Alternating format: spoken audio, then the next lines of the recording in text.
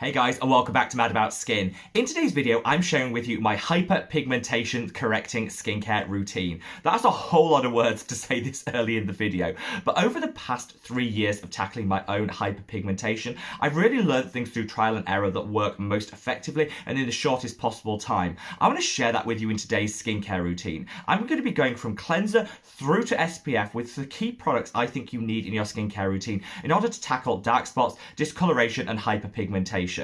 I want you to come along on the journey that I've taken my skin on because I'm really proud of the results that I've been able to get. And hopefully through this video, I'll also be able to share with you some hints, tips, and hacks for just speeding everything up and getting the maximum benefit no matter what products you choose to include. So sit back, relax, and let's talk hyperpigmentation skincare.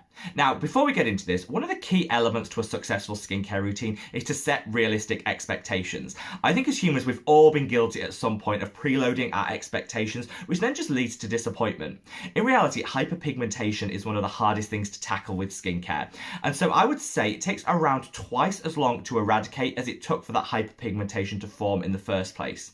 A realistic goal, I think, would be to start seeing results from this skincare routine after 8 to 12 weeks. Whilst that might seem quite a long time, actually in the total time span of your skincare journey, it's just a small fraction, and it's definitely worth investing now for those long-term gains. I've seen some great results from this skincare routine and these products and recommendations that I'm going to make, and that's why I want to share them with you today. I'm also going to share some hints, tips, and hacks for how you can maximize the benefit and some of the things you could do to offset some of the side effects that you could get with some of the ingredients we're going to include. I honestly want this to be like a one-stop shop for all your hyperpigmentation and discoloration needs. But before I jump straight on in, I want to do the usual shout out to say, if you could do all those YouTubey things such as like the video, subscribe, and join the Mad About Skin family if you haven't already. I don't measure my worth and success in the number of likes that I get. Honestly, that's never a healthy approach, but unfortunately YouTube still do. And the more likes a video get, the more likely YouTube are to spread it to a wider audience. I would love so many more people to discover our fantastic Mad About Skin family, so by just clicking that like button, honestly, that helps the channel to achieve that, so thank you from the bottom of my heart.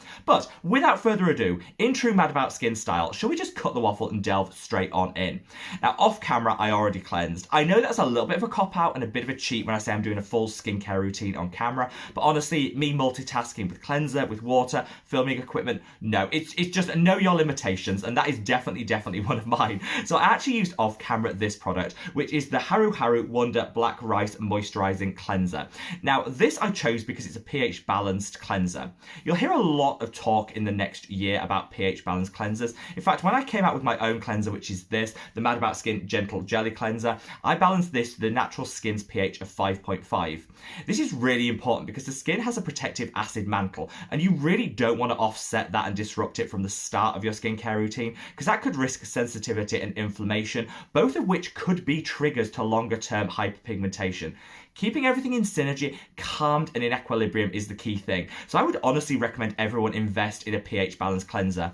I tend to mix between these two on a morning, just depending on what my skin needs. I'd say the Mad About Skin cleanser is slightly more hydrating, whereas the Haru Haru one slightly more mattifying. And I woke up particularly greasy and oily this morning, which is why I opted for this one.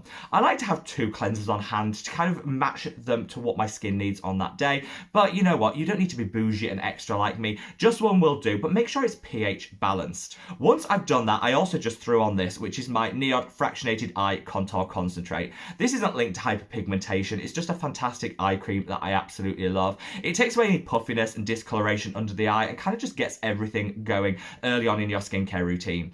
I find it takes about a minute to really sink in, which is why I did it straight after my cleanser, so that by the time I've set up this filming, done my long rambling intro, I can then get into the rest of the skincare routine and not impact the performance of this product. Honestly, holy grail. If you want to see why I think this is so fantastic, I filmed a recent video on amazing eye creams, which I'll link up there. Check that out because honestly, it's on the skin already. We don't need to talk anymore about that product. Let's get into the routine proper. And I'm going to remember to take my glasses off for once. Always manage to forget that. And we're now going to move on to exfoliation.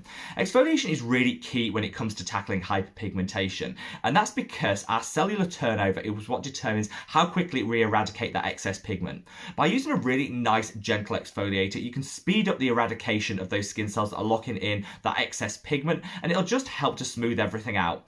I like to take a two-pronged attack to tackling hyperpigmentation. First and foremost, I like to use ingredients that reduce the amount of pigment being produced in the skin. I then like to use ingredients which increase the rate of cellular turnover. That means you're eradicating the pigment quicker and not replacing it in the same quantity. So over a relatively short period of time, you'll just see everything more even and more smooth and even complexion, which is really what we're all looking for in this routine. I like to go gentle with my exfoliators. If I look back to like 2 years ago, I went for the highest, most potent concentration of acid that I could find, thinking it'd deliver the best and quickest results. In truth, whilst you might get some short-term gains, in the long term, I found it could actually lead to excess hyperpigmentation. That's because these really high concentrations can strip and dry the skin. They can also trigger irritation and inflammation, which is one of those key triggers I mentioned earlier for hyperpigmentation. Gentle, used often in the long term, is always going to pay dividends. And one of my favorites is this. This is the Geek and Gorgeous Calm Down. Perfect for anyone that suffers with hyperpigmentation, because it will really increase that rate of cellular turnover, but it won't trigger any of that inflammation. It's also got a small quantity of salicylic acid in here, which, whilst it'll go into the pores and flush out all that dirt, debris and blackheads, it's also quite soothing on the skin. And combined with polyhydroxy acids, which are the most gentle exfoliators, this is like a hyperpigmentation sufferer's dream product. I actually apply this with my fingertips. I know a lot of people are like, ooh, shouldn't we be using a cotton round? You can. I just find they're quite wasteful, even the reusable ones. So I put a little in the palm of my hand and I just gently work it over the skin. I like to be very gentle with this exfoliator, and obviously be mindful not to touch the eye contour, the lips, areas that can be a little bit more prone to sensitivity. I find this will dry in within about like 30 seconds, and it doesn't sting, tingle or prickle on the skin, which is a really good sign that it's working, but it's not triggering that inflammatory response which we want to avoid. That does all that things, and while I do this, I should just probably shout out that my skin type is oily, acne prone. All of the ingredients I mentioned in today's video will absolutely work no matter what your skin type is, but you might want to tweak the formulations, go for brands that are more specific to your individual skin type, like more hydrating if you have a drier skin type, more mattifying if, like me, you suffer with excess oil, and I will put some other recommendations in the description box below. Everything mentioned is down there in case you want to read the reviews, check out the ingredients in more detail, and of course make a purchase if you think it could be a new holy grail for you. That's now dried in. I never like any of my products to dry in completely because I think all serums work better on slightly damp skin. So before it goes matte dry, just move on to the next product, which is going to be this. This is the Stratia C+C serum. So when it comes to fighting hyperpigmentation, there are 3 must-have ingredients that through trial and error I think have delivered the best results. They are vitamin C, azelaic acid and tranexamic acid. If you're lucky, you can actually find them all in a couple of multi-purpose products, and I'm going to come on to some of my favorites later on in the video. However, if you want to use them separately, that's absolutely fine, and that's what I'm going to be demonstrating in today's video to kind of show you guys how to effectively layer all these products. The Stratia C+C serum is fantastic because it combines pure form L-ascorbic acid with a vitamin C derivative, so you get maximum benefits with minimum irritation, which I love. If you have very sensitive skin, I maybe would just go completely towards a vitamin C derivative, and I captured some of my absolute favorites from The Ordinary in a recent video, which I'll link up there. Definitely worth watching that video if you're still struggling to find your perfect vitamin C pairing, because I break it down for all the many different types and help you to work out which is the right one for your skin type. This is beautiful. I'd say it's more hydrating than it is stripping, which is unusual because some pure form L-ascorbic acids can be a little bit drying. I put this onto the skin and it sinks straight in.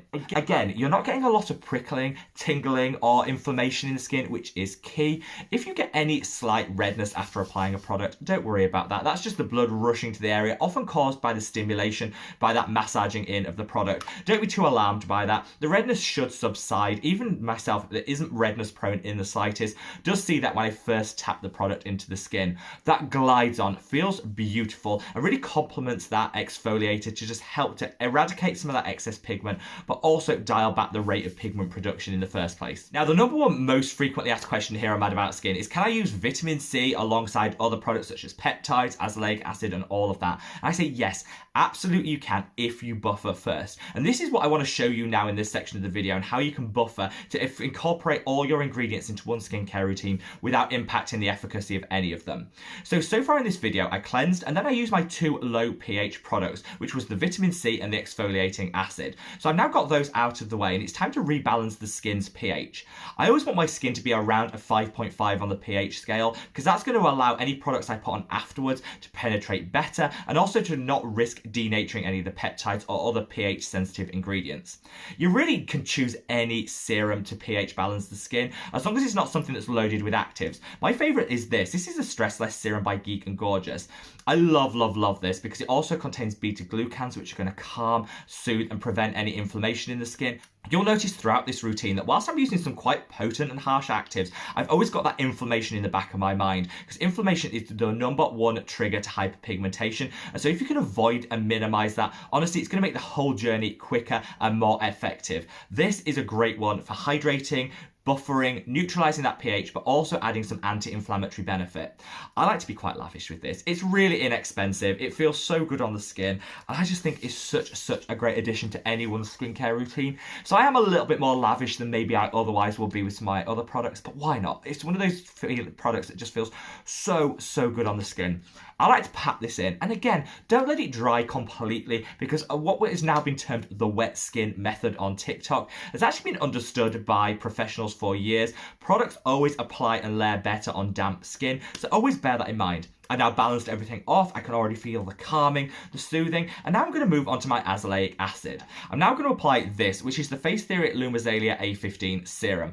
Love this product, and because I opt for a very high concentration of azelaic acid, this is the one that I usually recommend. There's different concentrations on the market, and as with all skincare, I'd say match the strength of azelaic acid you go for with your skin type. I broke it all down in a video as to why azelaic acid is so good for hyperpigmentation and what percentage you should go for each skin type. So I'm going to leave a link to that up there. Promise me you'll check that out before just buying any old one, because I think with azelaic acid it's really important to match it to your skin type. I love it because it actually reduces the rate of pigment production in the skin. It will increase the cellular turnover, which is fantastic. Again, that dual action multi-purpose approach, and also it is clinically proven to reduce redness, inflammation and sensitivity in the skin. It's just like a wonder ingredient that I think everyone should have in their routine. I don't put too much of this on because I actually find that a little goes a long way, but I'll just work that across the skin. I use my azelaic acid morning and evening, but again, when you first introduce it, maybe go gentle at first, use it every other day and build up to that as your skin becomes accustomed to the ingredient. This is so good because it's also loaded with oat extract, which I called out in that Stress Less serum, been calming, soothing, anti-inflammation, which is amazing. It's also got some really nice antioxidants in here, so it's kind of like a multi-purpose dream product. I honestly, one of my favorites from Face Theory, which is already one of my favorite skincare brands. Now that feels gorgeous on the skin. It's doing all its amazing work, and I honestly don't have that many extra steps to add. I am going to include a quick peptide fix because I find that peptides boost the skin's hydration, which is fantastic for minimizing any sensitivity and dryness that you might have. They're also really nice for smoothing out any fine lines and wrinkles. Whilst I'm focused in on hyperpigmentation in this video, I also always have a mind, always have one eye on aging in the skin and trying to offset some of the first signs. I'm 35, so definitely need a little bit of an anti-aging boost from my routine, and peptides give me that. My current fangirl moment with peptides are these two products. This is the Ordinary Azuraline Solution and the Ordinary Matrixyl. A couple of drops of each of these in the palm of your hand, spread across the face. Oh, feels so good. Instant lift. It really hydrates you to the gods and minimizes the appearance of those fine lines and wrinkles in an instant. Like I say, 2 drops of each is more than enough, and I combine it in the palm of my hand and then just wipe it across the skin.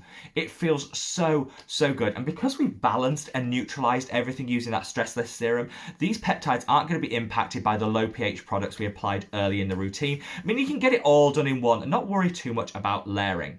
Now I'm going to come on to my SPF, and no hyperpigmentation routine is complete without an SPF. In fact, no routine at all is complete without that. That's because UV radiation is one of the biggest triggers for hyperpigmentation in our skin, so there's no point doing anything that we've done today if you're not going to top everything off with a gorgeous SPF. There's lots of different ones on the market, but I'm particularly gravitating towards one that contains zinc oxide because that's also a proven anti-inflammatory that'll calm and soothe the skin, which just gives an added level of benefit. The one that I'm going to use today is this. This is the Make Prem UV Defense Me, which which is a hybrid sunscreen. It's got some mineral filters in here and some chemical UV filters. I just find this works really well on my skin and doesn't leave too much ashiness or a white cast. I'm going to let everything sink in for another minute before I apply this off camera, but this will be the one that I'm reaching for. Before I leave you, I want to call out a couple of multi-purpose serums. Okay, I've gone through a lot of steps in this hyperpigmentation routine, but if you prefer to just get it all done in one, there are a couple of products that I'll call out. First and foremost is my own serum. This is the Mad About Skin Got You Covered Super Serum, which contains vitamin C derivative and azelaic acid alongside some other brightening botanicals, some hydrators, antioxidants. Kind of does it all. I wanted to create this with hyperpigmentation in mind because not everyone will want to use individual products for like a 10-step routine like this. If you want to cut a few of them out, this is honestly your azelaic acid and your vitamin C in one with some added benefits to boot. I love this, which is the Topicals Faded Discoloration Serum. Again, it's got multiple active ingredients in here, which will allow you to combine everything in one step and minimize the total number of steps in your routine. This is really great, and it's launching here in the UK in the next couple of months, so keep your eye out for this if you're here in the UK or in Europe. Definitely want to get your hands on. Hopefully, guys, this is giving you a little bit of a whistle-stop tour of my hyperpigmentation skincare routine. I would love to know any recommendations for pigment-correcting products that you have, so sound off in the comment section below. And wherever you are in the world, guys, stay safe, stay well, and love your skin. Take care. Bye.